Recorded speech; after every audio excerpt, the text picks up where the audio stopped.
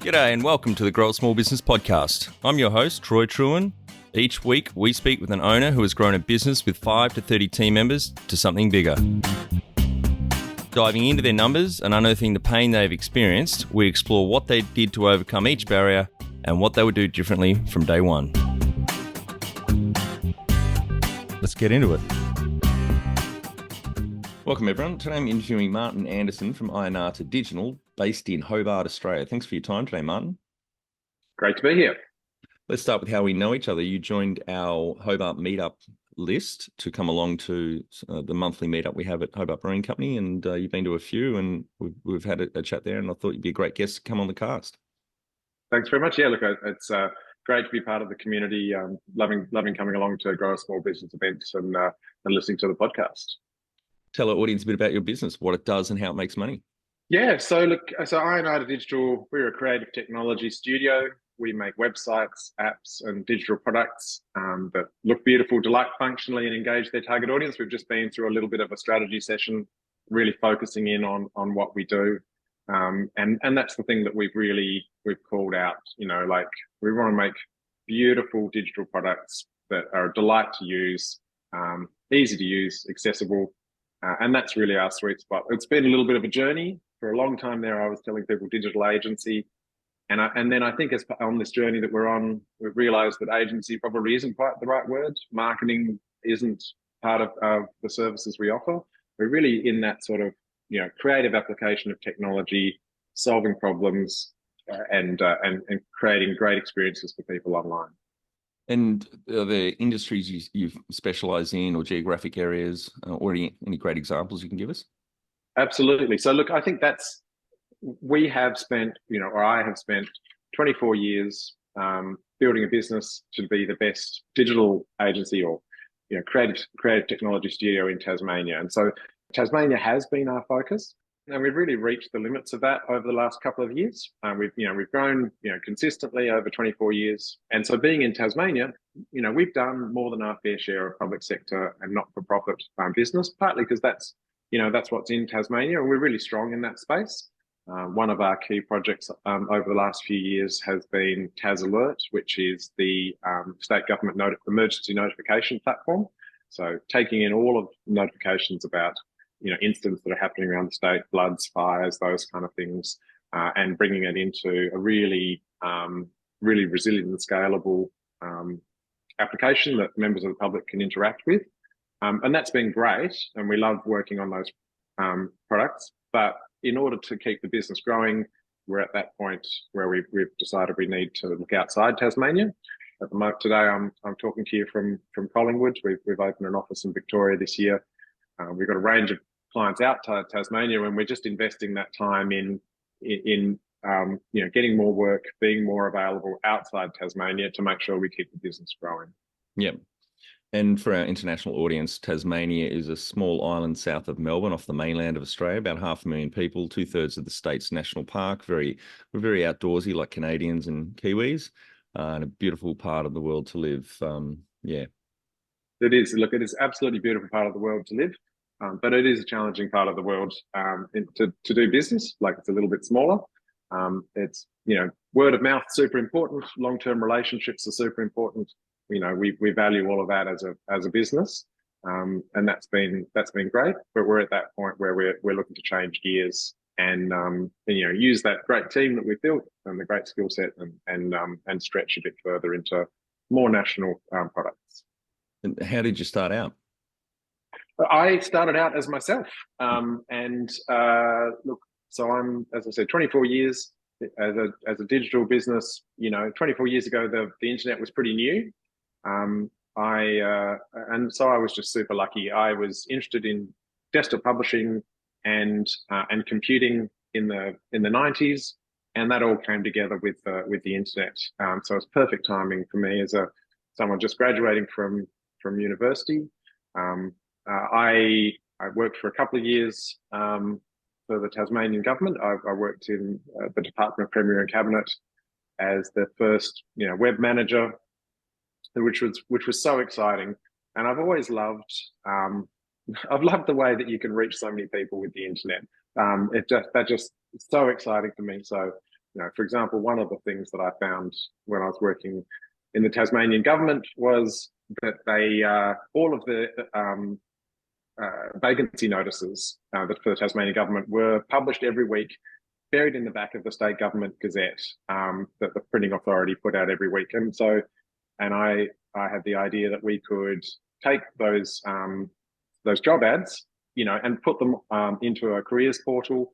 And so we created jobs.tas.gov.au, which was the very first careers portal for a state government anywhere in Australia.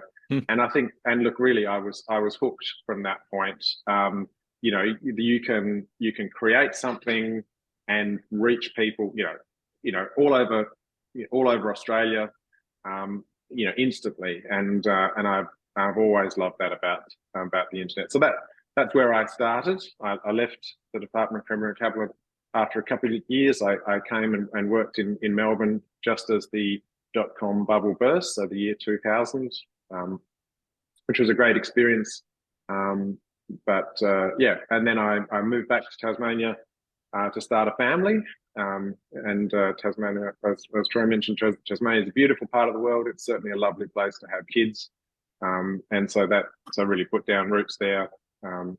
Had two beautiful daughters who grew up in Tasmania, and then grew the business from there. So started working just for myself in my spare room, like lots of founders. Been on that journey of first that awkward first employee when it's only two of you, working out who are the right people to take along the journey with you, firing your first person, and then just growing over the last 24 years to the business where we are now, when we've outgrown Tasmania, and the team will remain in Tasmania when we'll grow in Tasmania, but the work needs to come from outside Tasmania. Yep. So you started in the year 2000. That's right. How old were you then?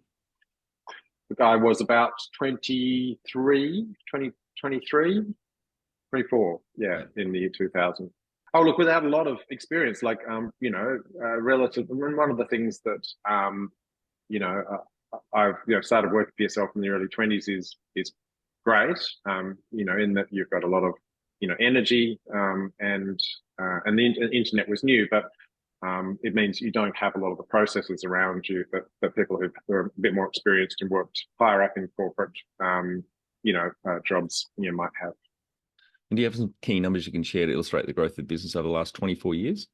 Yeah, look, absolutely. So, I mean, I was pretty lucky. When we started, I was making money straight away. As a service business, that's you get out there and sell your time. So the first year I made, about $70,000. We've grown, steadily over the last, 24 years. The last 2 years, so last year we grew by 16%, and the year before that we grew by 21%.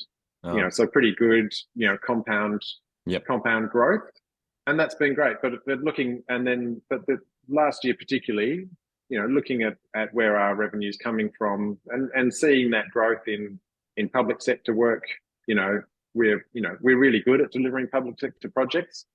But there's a limit of public sector work in Tasmania, and so we're focused on doing that work for the Tasmanian government and public sector organisations in Tasmania really well. But then complementing that with using those skills in other places. And you started on your own. How many full-time equivalent team members do you have now? So we've got 12 full-time equivalent team members. 14 team members, mostly based in Hobart, with a couple of people who work remotely around Hobart, and then a Melbourne office where I'm based most of the time, and other team members are rotating through to meet with clients, training, and just be part of a broader community. When was the moment you felt like you had succeeded? I think pretty early on. The amazing thing for me was, I got to be very hands-on and do every part of the business from really early. And look, even from that first year, we were making money, and we were in business, in a service business, pretty early. There's other key milestones along the way, like as I said, hiring your first person certainly makes you feel like you've made it. But I think probably, what I feel like, you know, when I feel like I've really made it, was when there was projects in the business that someone else, found and signed the work, managed it through, and launched it, and that certainly was, a key milestone for me.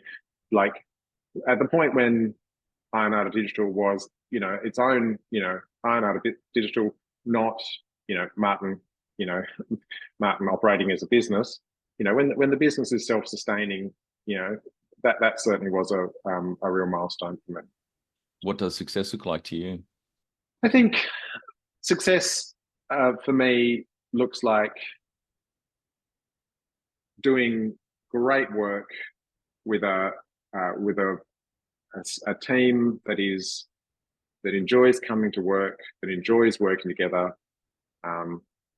Crucially, I think for anyone in business, you need healthy margins. The business needs to be making money, and I think when those three things come together, doing great work with a team that enjoys the work they're doing, and you're making a healthy margin out of it, that's really success for me. We were talking a little bit before we started recording. Exiting hasn't ever been something that I've focused on. I'm a bit of a lifer. 24 years in this business. We have started and spun out other businesses, over the course of that time, but the core business is still running, and I still love it every day. So success for me hasn't been about growing and scaling. Success has been about running the business really well, and yeah, that's what success feels like for me at the moment. Number one thing you'd recommend to marketing a fast-growing business? Look, I think you've got to be comfortable talking about yourself, and it is, and you've got to actively get out there and tell people, like, whatever medium it is, and the medium sort of keeps changing over time. I work in the digital space, and so marketing yourself online is clearly important, whether that's organic, social media, having a great looking website that really describes what you do and showcases the best of it. But like the specific thing is less important. I mean, you've got to keep looking for where the conversation is happening, but you've got to have the confidence to get out there and tell people what's special about what you do. And I do see, and that's a struggle for some people. And I think you've got to really sort of get over that hump and be comfortable, telling people. I'm lucky in that respect, because I feel like the team that we've got and the work we do is really good. I'm always happy to tell people about the projects we're doing, and really proud of the work we do. But I see plenty of people who struggle with that. So I think you just got to, number one message of marketing is to get over that hump and be comfortable talking about yourself. How did you fund the business? We bootstrapped, and that's somewhat easier, I guess, as a service business. You're selling time. So I started, as myself. So made, selling my time through that, to a point where I was bringing in more work than I could do myself. Started, then brought in contractors. Had that awkward period where I was bringing, contractors to my house to work with me, which was not something you want to do for a long time. This is, early days of the internet, where web conferencing like this didn't exist. Remote working wasn't quite as established. So working in a team meant bringing people to your house. So then, we got an office, first full-time employee. So all of that was funded out of the business and bootstrap. We didn't fundraise or take on investment, and we've just grown steadily by reinvesting in the business over the last 24 years. So you haven't had any business partners; it's just you own the business outright. Yeah, that's right. I do own the business outright, and that's something that's made sense to me. I enjoy the flexibility of that, and being able to plot the course for the business myself, obviously with input from the team. I've got a great senior team, and their input's really important. but at the end of the day, I enjoy being responsible for the direction of the business. If you were to start up today with plenty of funding, would you go into your industry? Today, like the internet has changed a lot over 24 years. It's not that there's still plenty of opportunities out there, and I think the answer is yes. And the answer is yes because as I said, I love what we do. I get such an amount of satisfaction for getting up every day, coming in, working with the team, creating digital products that people are going to use, seeing them launched, and watching how people interact with the websites and apps and products that we build. So look, I absolutely would do it, because I enjoy doing it. In a way, in terms of scaling the business outside Tasmania, that is what I'm doing. We've got some great customers in Victoria. We work with some local governments and schools in Victoria, and we're growing that market here. But we are essentially, we're starting over in some ways, and so I guess with a bit more money, because obviously we're not starting from scratch this time. We've got the resources of the business behind us and a great team. So to some extent, if someone gave me a lot of money and said, would I start the business again? That is what I'm doing right now in some ways. So I guess the answer is yes. Can you outline the most stressful point in your small business growth journey so audience can learn from it? Look, I think for anyone with a small business, cash flow is always, a really hard part, and look, that's the underlying, thing that you've always got to keep an eye on, is not just having great clients and doing great work, but you've got to keep the money coming in consistently, and you've got to watch for gaps. And as the projects get bigger, the milestones get bigger, and we're a project, as a service business, we deliver projects. And so that really does get challenging in terms of making sure that you've got enough, hay in the barn to get through the quieter months. As a project-based business, January and February are quieter every year. And by the end of February, you run through all of the available work and you restart a new round of projects, and then 1st of May rolls around and the phone starts ringing again every year. So those are certainly challenging things. So I think that's probably what I'd take away. As I said, we started and spun off another business making a tourism research product, and in the end we wrapped that business up, and we learned a lot from that process.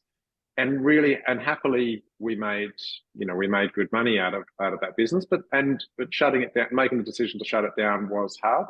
So we did a great project in Tasmania with the University of Tasmania, created a digital product that collected information about tourists when they were moving around Tasmania. So we recruited tourists at the airport to put an app on their phone. They were surveyed and tracked while they were on holidays, and we built this really rich picture about what tourists did in Tasmania, and that was such a successful project that we licensed the technology that we had built with the research team at uni, and we formed a company to commercialize that called Gulliver, and we put a lot of work into that. We did some outbound sales. We were lucky enough to sell that technology into Europe, and then following that, we had a partnership with the World Bank to go into Sierra Leone to collect tourism data, which was the most amazing experience. I got to arrive in the 5th poorest country in the world in the middle of the night, be deposited on this airstrip, and then bump down a dirt road to a ferry across to Freetown, which is the capital of Sierra Leone, and arrive at a hotel with an armed guard with a machine gun on the door on Saturday night, because you need that on Saturday night in Sierra Leone, and so that was an amazing experience to start that business, and then it didn't succeed, and it didn't succeed for a few reasons. So the technology changed a lot. So when we started collecting data on people's phones, it was relatively easy to have an app in the background that tracked people's locations. And over the course of the time we were doing that, some other unscrupulous people were collecting data about you without telling you. So, the weather app and some other things were recording your location all the time and selling that data. And we weren't doing that. We were telling people that we were collecting data about them, but we got caught up in that that move to implement more privacy for the mobile operating systems. So that was tough. COVID happened, which meant it was our sales strategy, which was to go to events and talk to tourism research professionals, got shut down. And also it got pretty bloody difficult to deliver a project in the third world remotely Yes. in the middle of the night. Yep. It's a beautiful part of the world, but running a project in Sierra Leone, they've got different, they had different cultures in terms of, what delivery meant and things like that. So it was pretty difficult to try and deliver that remotely. And then the third thing was I got the licensing. I didn't. The licensing deal wasn't good, and didn't and I think that in the end was the thing that really put a stop to the project from our point of view. We could, we created a market, we made good money, we ran the project commercially for 4 years or so. But we could see that in order to get over that next hump of to find the next market after COVID, we were going to have to strip the product right down to its core and then rebuild it. And the licensing agreement really didn't recognise the effort that would have gone into that, and was so we couldn't have, the licensing deal wouldn't have allowed us to raise money, and it wouldn't have recognised the work that was going into that. So we made the decision that to wrap that up. But we learned a lot from it, and we're still looking for opportunities to create products that we own again. So that was a really good learning. It was certainly a tough decision to make to step away, but I think it was the right decision. What area in business do you feel you've had to work on the most to add the greatest value? I think the team is obviously the most value to the business, and it takes ongoing work. You've got to really listen to the team, and we've been doing some internal conversations, just checking in with all the team members now that we're working across multiple locations, making more distinct time to have one-on-ones with all of the team to make sure that I'm aware of what's going on. And one of the really pleasing things to come through is that the team's really positive and enjoys the experience of working with each other, and that's really pleasing. But it doesn't come without real work. Certainly, not everyone that you hire is an immediate win, and some people aren't the right fit for the business, and you've got to be able to say, to keep the collective going, you've got to be able to say, look, there's no room for you in this, and we're going in this direction, and you're going in that direction. What have you enjoyed the least about managing fast growth? Look, I think sometimes the fact that it's the constant nature of it does get wearing. I came back from holidays, a few years ago now. I came back from a sort of summer holiday, and I was like, I've been doing this for 15 years now, so it was a while ago. It should be easy, and it's not. It's still a challenge every day. And opening the new office in Victoria and pushing to grow the business here, that's a challenge every day too. So it's not so much that does get tiring at times. So you've got to find the things that motivate you and keep you going. And what do you love most about growing a small business? I take so much pride in the work that we deliver, and seeing the team flourish is fantastic. So, we had a brag session a couple of weeks ago where we get together and the team shows off the great work that they've been doing, and just poking under the hood and seeing the creativity and that people bring to the projects that they're doing is just so exciting. So I love seeing all of the amazing skills that the team brings to all of the projects, and it's still exciting for me to watch projects be delivered. What has been the biggest mindset shift for you in your small business growth journey?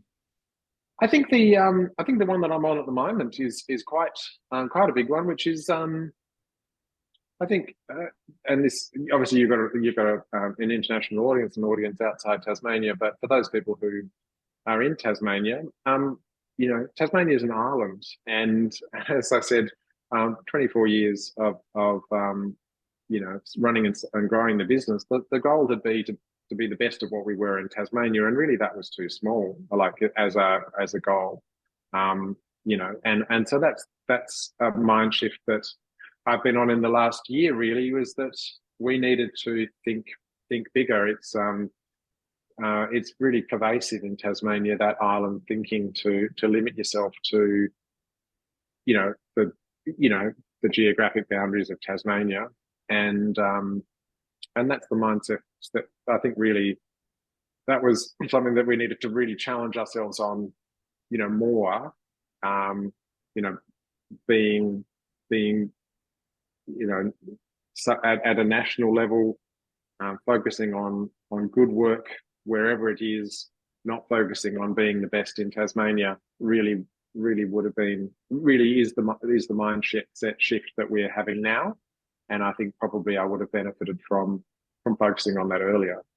It's, I mean, one of the benefits of being an island, the community is great, but that island thinking also as well. Often a lot of business owners don't look beyond the Bass Strait to launch onto the mainland or even internationally. Although there are obviously a lot of great international success stories down here in Tasmania. But yeah, that's Yeah, interesting. Hmm. yeah. Look, it's something really interesting happens. It's only a 55-minute flight from Melbourne to Hobart, um, and but something happens on that flight, Hmm. and Tasmanians love talking about Tasmania. We're very focused on what's happening, in Tassie, and I just think, yeah, we got over. Not we as a business, but me as a business owner got too focused on that, and really I should have pulled out of that earlier. Um, yeah, Interesting. Someone pointed out to me some years ago that when Tasmanians travel and people ask them internationally, people ask them where you're from, they don't say they're from Australia. They say they're from Tasmania. And then people yeah. go, Tanzania, you're from Tanzania. I used to get this all the time when I used to travel for whiskey business. So yeah, it's Mm. not many people know where Tasmania is.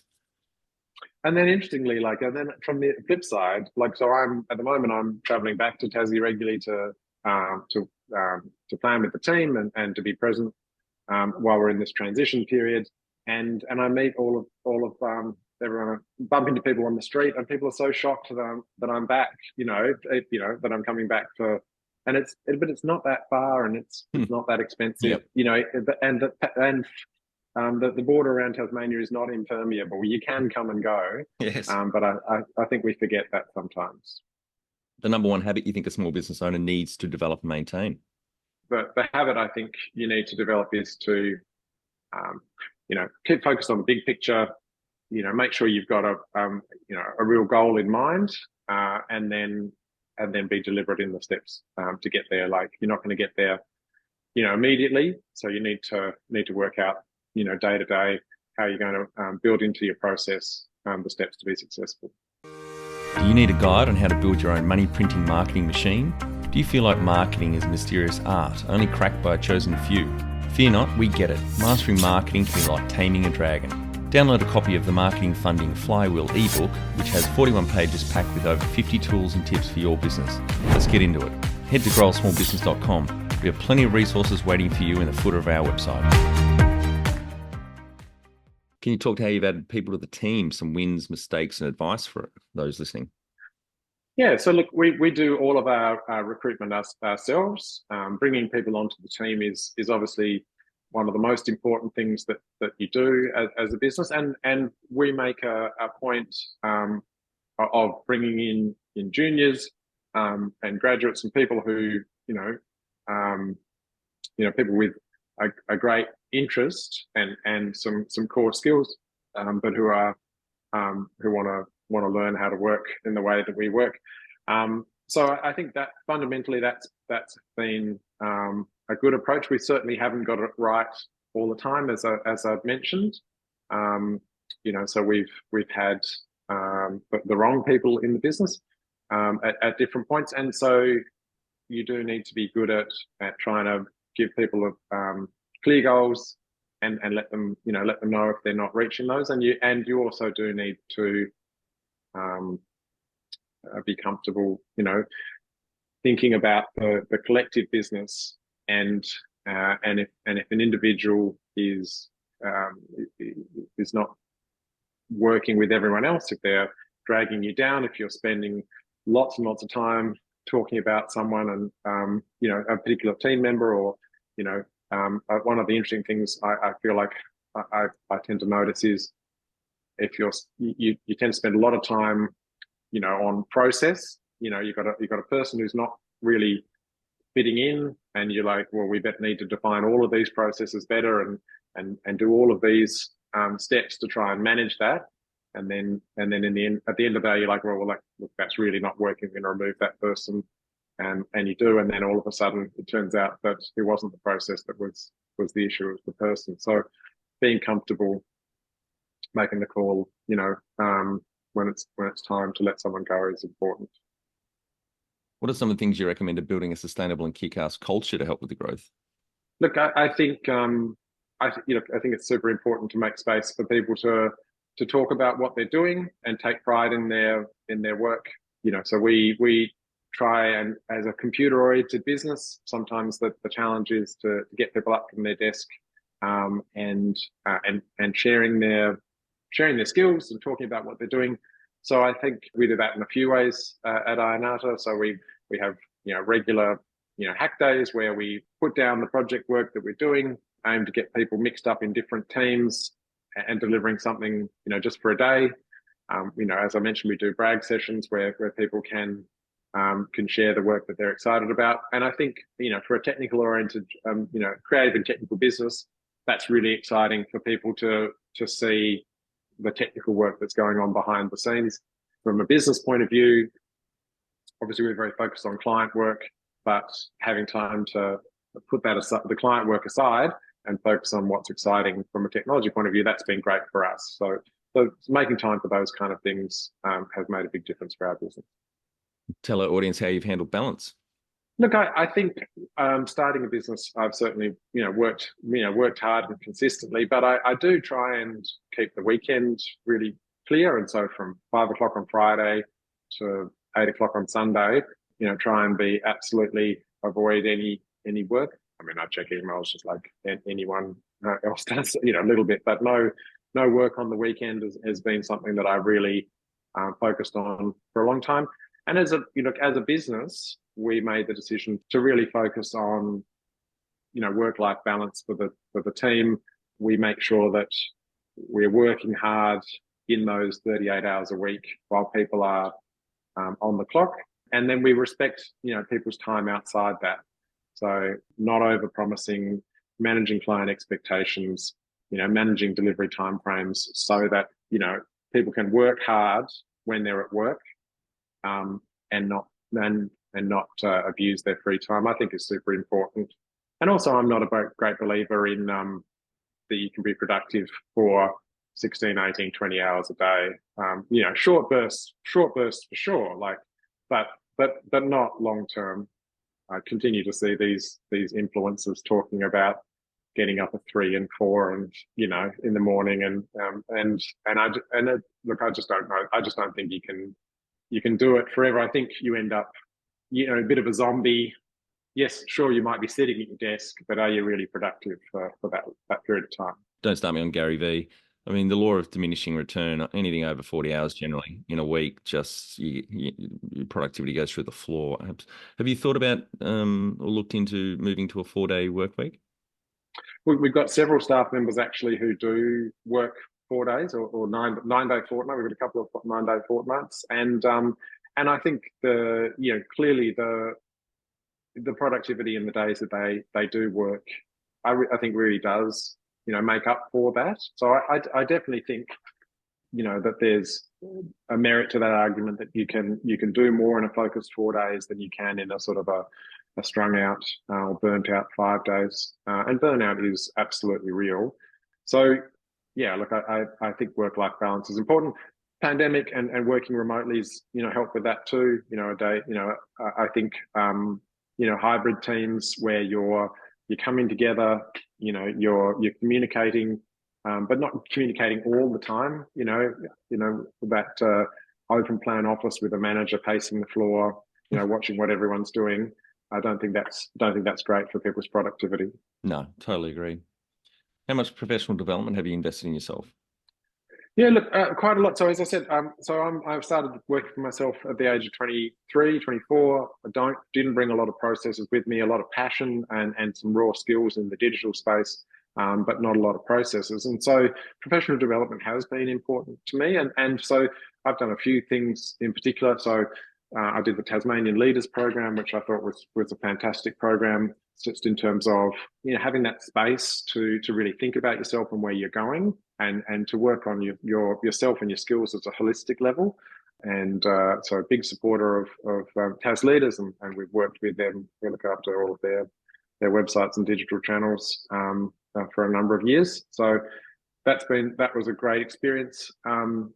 I joined Tas ICT, which is the peak body for the Tasmanian technology industry, and that was professional development for me too, being engaging with leaders around the technology industry. And so I was on the Tas ICT board for 9 years, and because I really like to understand how things work and where I can add positive influence things. I put my hand up for vice president and then president of Tas ICT. And so through to November last year, I was the president of Tas ICT.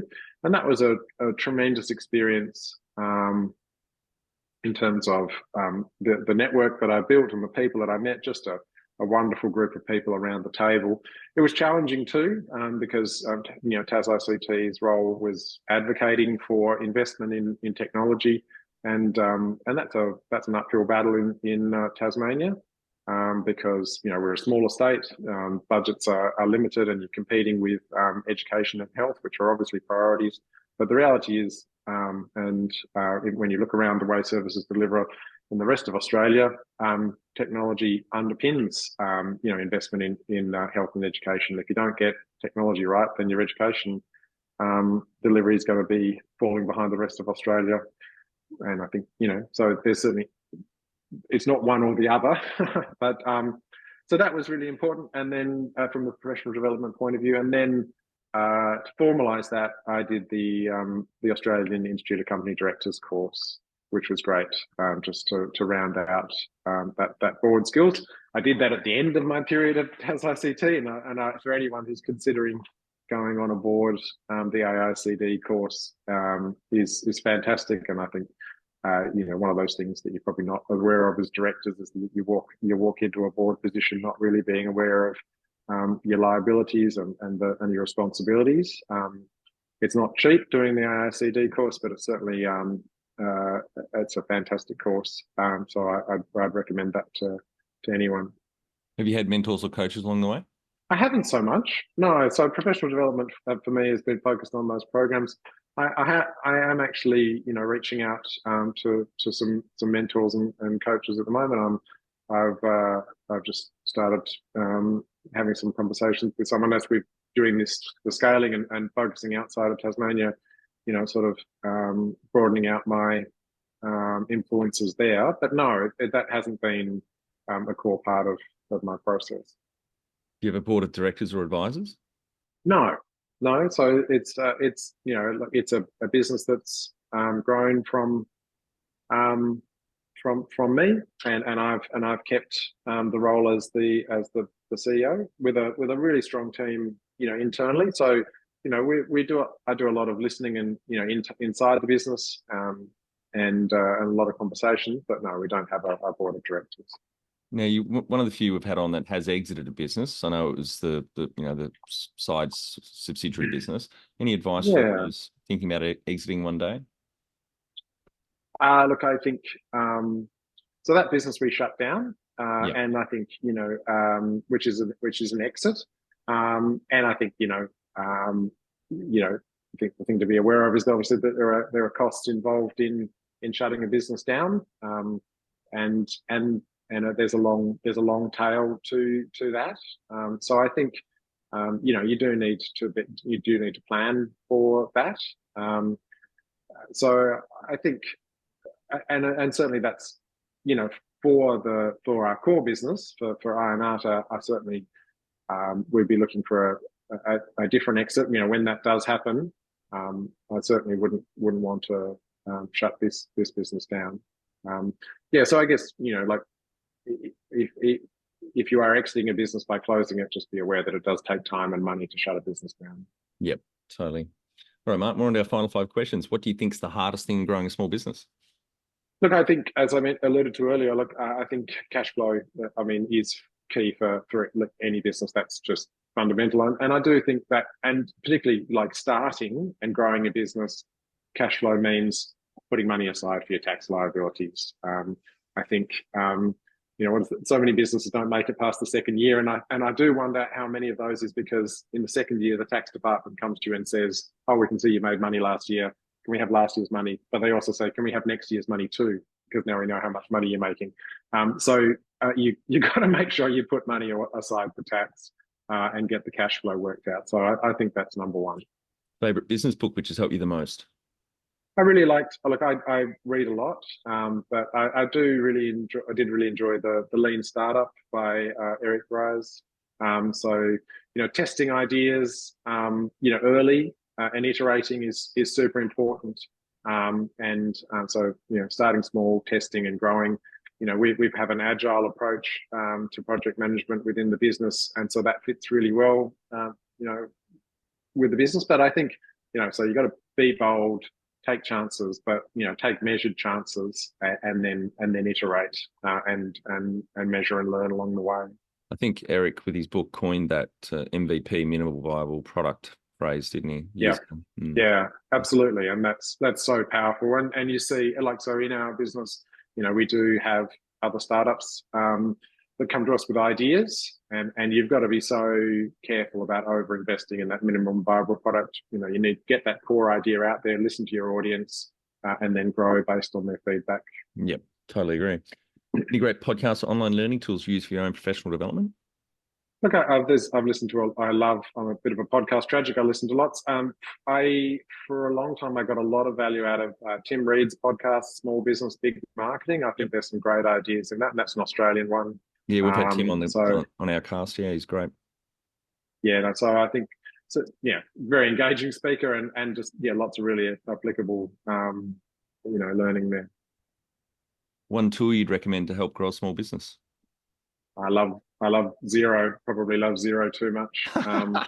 One of the things the mentor that I've working with says that he'd prefer that I wasn't so involved with managing the finance of the business and get someone else to do that and focus on the business. But I tell you what, Xero is a great product, and for anyone starting a small business, I think get your finances right, get Xero up and running. They've got some pretty cheap sort of plans to start with.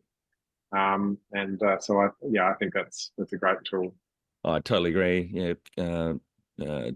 Rod Drury started it in New Zealand. Craig Winkler, who started MyOb in the early 80s, 1983, I think he's a Kiwi as well. He sold out of MyOb early 2000s and started investing in Xero. MyOb's terrible product, and especially they dragged it into the cloud kicking and screaming, and Xero's just come along, fresh start, and it's a beautiful piece of software.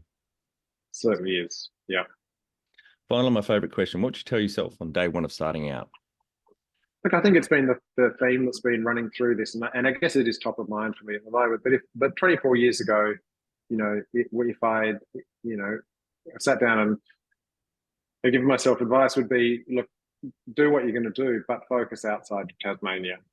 There's a much bigger audience and market there. You don't need to be geographically limited. There is, so I think, that would be my advice from day one, would be to start with a national approach. It takes time, to grow a business, build those relationships, and I think so. I think that's for everyone, wherever you are. The internet is a big place. Doesn't matter if you're starting business from Tasmania or Kalgoorlie or Cairns, or somewhere, outside of Australia altogether, you are connected with the whole world, and think globally, or at least nationally when you're starting your business. Don't place artificial limits on yourself.